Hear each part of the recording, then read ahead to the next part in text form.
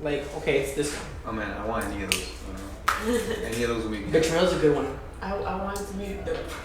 No, I know, but the betrayal one is a good one. I like that one a lot. We film, but someone like this to me, and I go like that, and she's like, and I just think about it the whole day. I just think about it the whole day. I'm like, You put like the black and white slow music.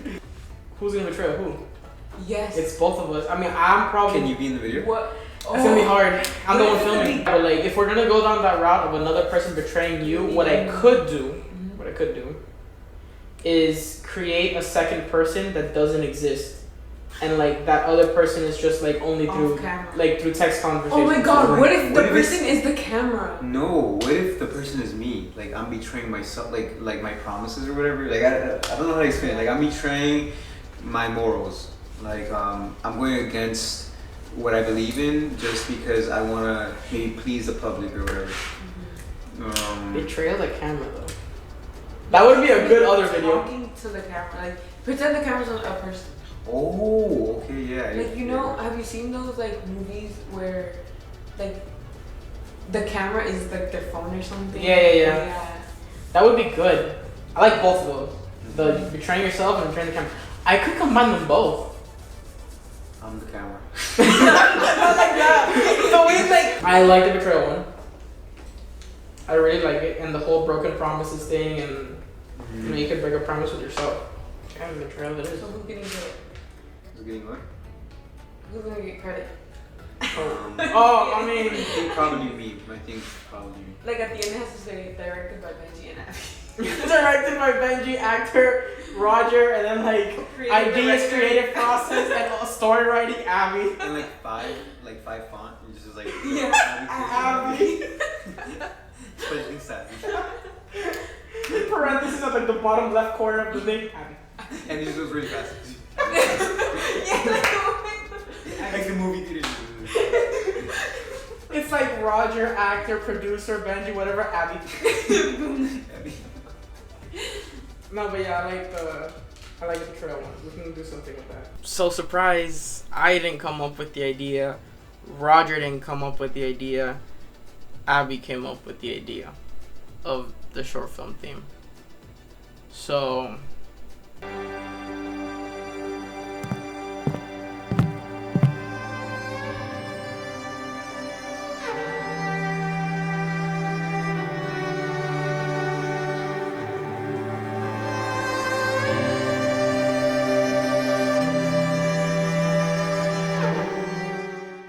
after that was said and done, I wrote the story out, I fleshed it out. I wrote a poem first.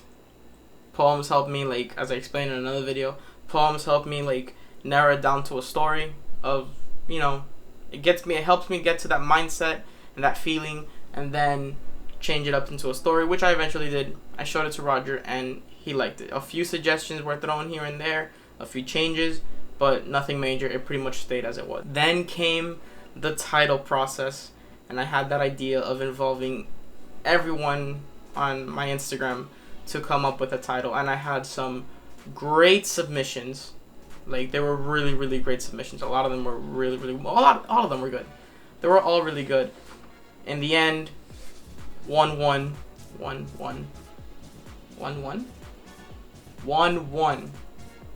A title won. I picked the title. In the end, I picked the title. Obviously. That sounds so stupid when I say it out loud. In the end, one title won. And that was the title of the film, which you saw, which is Hollow, which was submitted by my amazing friend, Adriana. So, if you're watching this, well, she is. I know she's watching this. Congratulations. Now on to the actual film. I'm gonna talk about it in order of the sequence of the film, obviously, because we filmed backwards. I filmed the indoor shots, the house scene and stuff. I filmed that first, and then we filmed the park scenes on another day, but I'm gonna go in order of the film. So the opening of the film, all the outdoor shots, by the way, forgot to mention, just like last time, I didn't have my second phone recording in the background, because that's just way too much work to think about. Phones get hot when you're recording anyway, and then in the sun it was going to be even worse to keep track of two phones. I didn't want to deal with that, so I'll just show you the raw footage basically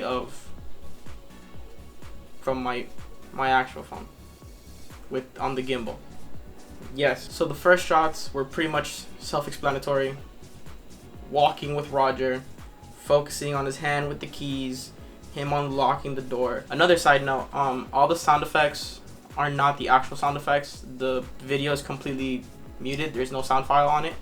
I added those sound effects in post because then it would sound, you know, a lot more clear. So yeah, there's Roger unlocking the door. Roger unlocking the door, that actually took a couple tries because he got it on first try, but then he was like, you know, let's grab it again just in case, and I actually like that idea. So we go again, and he just could not get the key into the slot. Roger. Okay, wait. Yeah, just go.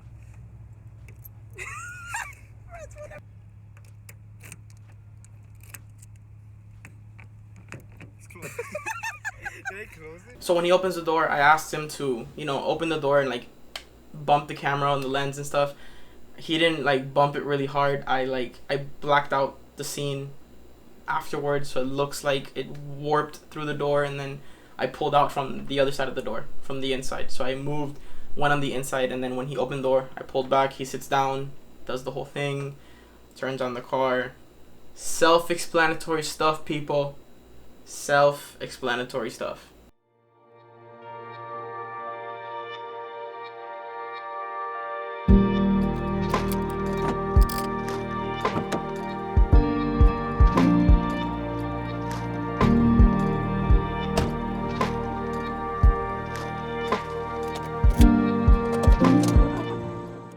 Then came the scenes when he was driving and I was getting a shot of him like reminiscing about the old moments and stuff.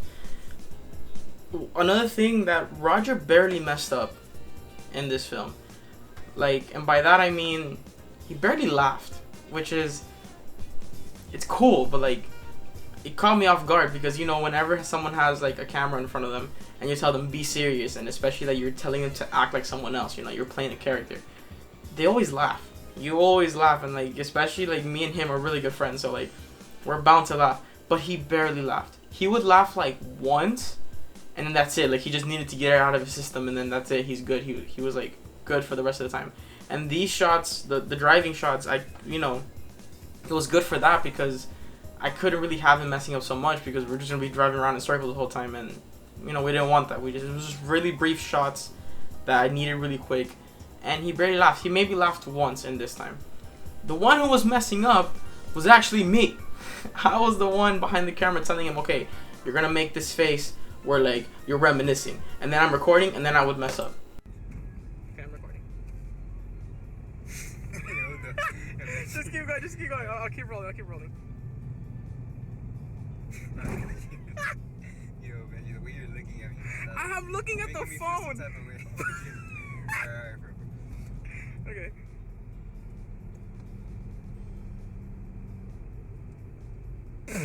Benji.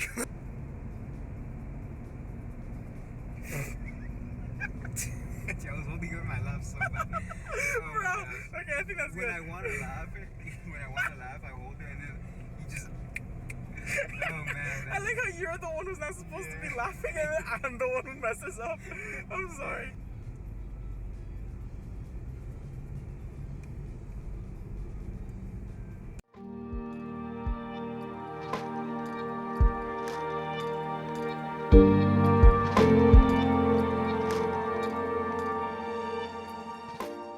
After that comes the part where he's walking up to that little mini lake, and then the camera does like a little warp and it just turns around like that. That was my gimbal. My gimbal has a little joystick, which you guys have seen before, and that joystick turns left and right, up and down, but you can change the joystick you can change the mode of the joystick from moving the phone left and right to rotating it completely.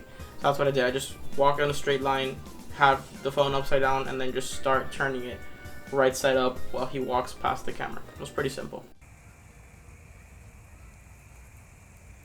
Go.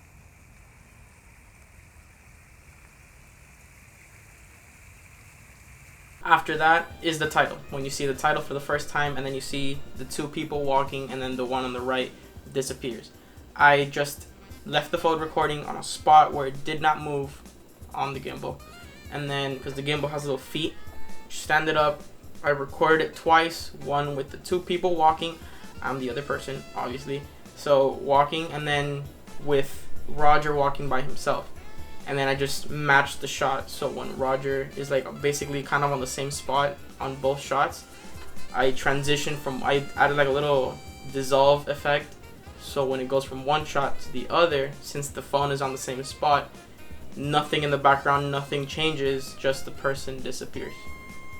Ta-da! Okay, you see that gap? You see that gap? Yeah. Okay, this is gonna be your spot. Oh, okay. This gap here. You got it? You have to walk at the same time.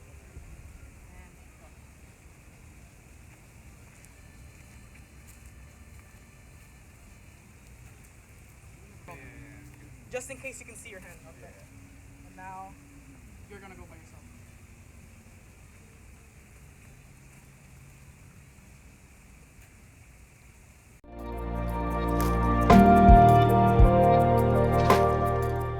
I'm gonna skip over most of the texting scenes because it's, you know, simple camera movement focusing on his face while he's typing and stuff, so I'm gonna skip over that. So now we go into the part where he goes to the park alone and he's just looking at the distance, contemplating life, having an existential crisis. So in that scene, I'm bringing it up because it was a simple shot, but I really like the camera movement in that one. We actually took it twice. We took 2 takes, and I took the second take, and I just like how, you know, the gimbal really helps a lot. It keeps everything smooth and stable, but I really like the camera movement in that. I don't know, I like how it turned out.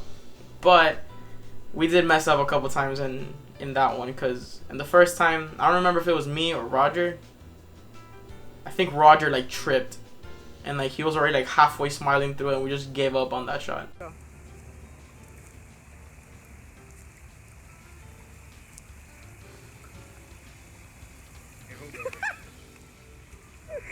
So after that, we come to the fabled scene. The mirror scene. Oh my goodness. The mirror scene. That scene, I planned it ever since I wrote it. Obviously, I like when I typed out the story, I don't just type out a story like in little side notes on the bottom. I write like, okay, this is what the camera movement is gonna look like, so I can picture it. Like I wrote that he was gonna walk in front of the mirror. He's gonna look at himself for a second, and he's gonna walk away, but his reflection is gonna stay there and just like look disappointed. When Roger saw that, he was like, "Can you do that?" And I was like, "I don't know. I hope I can, because then I'm gonna have to scrap it, and then it's gonna look so boring." It's actually not that hard. I'm not gonna get too technical in it, but it wasn't too difficult. It did take me a while, but it's not too hard. Now that I know how to do it, I could probably do it again pretty easily. So basically, Roger had to film that twice, or I had to film it twice. Roger had to act as both people. So I had him walk in, act like his normal self, walk out, and then come back in, and then act as the other person, like behind the mirror, and then just stand there, staring for a couple seconds. And that standing there staring is actually vital for this to work. So basically, I use something called a mask. Masking, basically.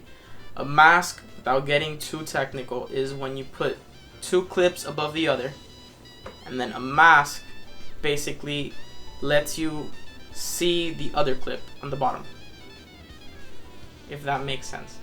So the camera stays in the same spot and it does not move. And then for this effect to work with a mirror, you have to find some kind of reference line to split. Like there's gonna be one side, it's gonna be the other side. I use the wall between him and the mirror. I use that wall, that line, as my reference point.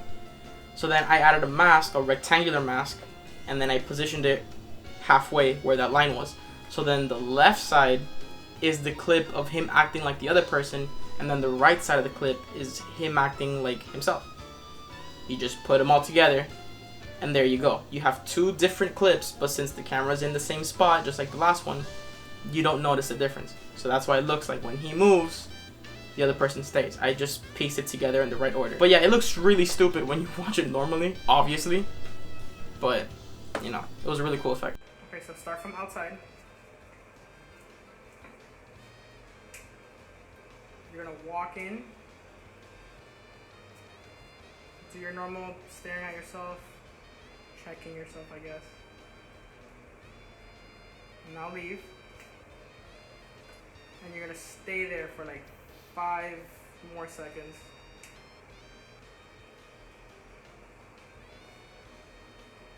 And then come in. And not do, you're gonna stay there for a couple seconds. And not do the other person. Where you just,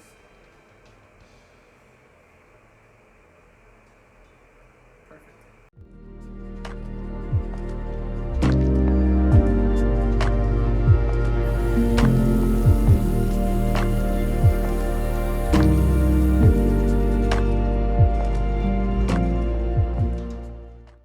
We get to the outdoor scene.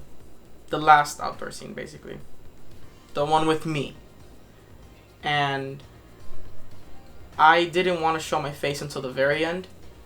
So I had to get creative on how to film these shots without showing me, like my face. It was kind of difficult. That's why a lot of the shots are just like fluff. They're just like nature shots. Look at the park. It's so pretty. My life is great now because I got this old friend back. I'm an absolute jerk. What am I doing with my life? What am I even saying? So yeah, that's why a lot of the shots are just nature shots and stuff like that, because I didn't have much to play with. But it worked. It worked out. You know, nice nature shots. Friend comes back. Blissful life. Again, I don't know what. And then comes like that last scene where they walk together, they give each other a fist bump. Fist bump was like a last idea thing. When we were standing there, I was like, give me a fist bump, give me a fist bump. And then just... that was it. And then the actual final scene, it's technically the final scene, but it's the final scene of the film, but it has nothing to do with the film. I'll explain in a minute. The scene where we're walking up, you hear the footsteps, and then we look behind and the thing goes black. I've had multiple people ask me, who is the person who walks up and then they look, who is that person? Is it the friend who betrayed him? Is it Mateo? Is it someone else?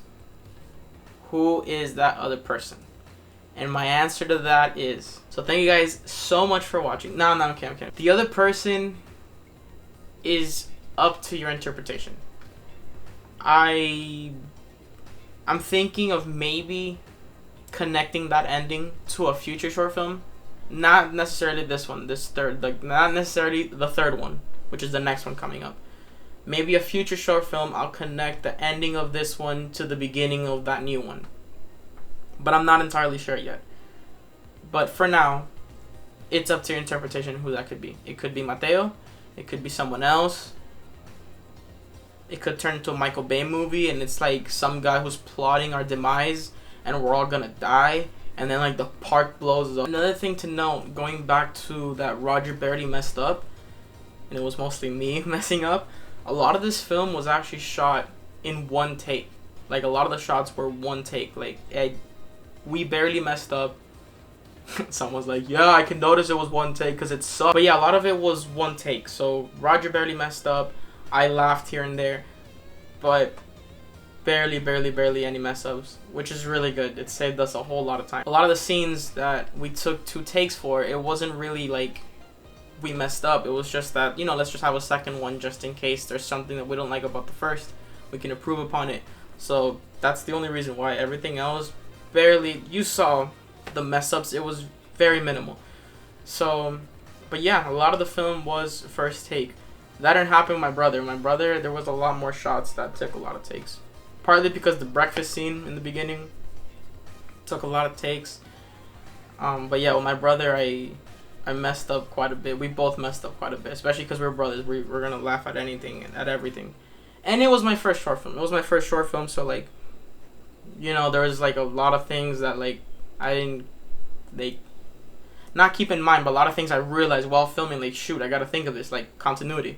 Wearing different clothing, you got to have the same clothing for different shots and a whole bunch of stuff. And then that's besides the point. I got tangerined, as a dear friend of mine would say. You know who you are. So thank you guys so much for watching. Thank you for watching the short film, watching this video. I know a lot of people watch the short film more than the breakdown. Obviously, not that many people care about the breakdown. If you watch this video all the way through the end, thank you very much. I really appreciate you. This year is probably going to be a scarce year in terms of my videos. Last year I had a whole lot more videos because it was a really good year for me. But, you know, coming from 2020 where I only had 5 videos, I was like, no, 2021 I'm doing a whole lot of videos. And I did. But a lot of them weren't that good. So, you know, quality over quantity. So this year I'm probably not going to have that many videos. This is probably going to be the last video for a while because I don't know what else to do. But yeah, but this short film was a lot of fun. This breakdown is always a joy to make. I love making these breakdowns. But yeah, thank you guys for watching, for participating with the titles. I might do that again for the next one. It was a lot of fun, like not coming up with the title on my own and seeing what people can come up with is really, really interesting. So yeah, thank you for participating. Thank you for watching. Thank you for enjoying it. Thank you for all the comments and the likes. I really appreciate it. Dislike it if you want. Constructive feedback. This thing sucked. I'll listen was better. But yeah, thank you guys so much for watching. Thank you for everything, for all the support throughout these years of me making these videos for my own enjoyment, but also for the enjoyment of you guys, because you guys are enjoying them too. But yeah, so thank you, Roger. Thank you, Abby, for the idea of the film. And thank you to everyone else involved in this project. It really, really means a lot to me. Thank you guys so much for watching. I'll see you guys in the next one. And as always, stay safe. God bless. I'll see you later.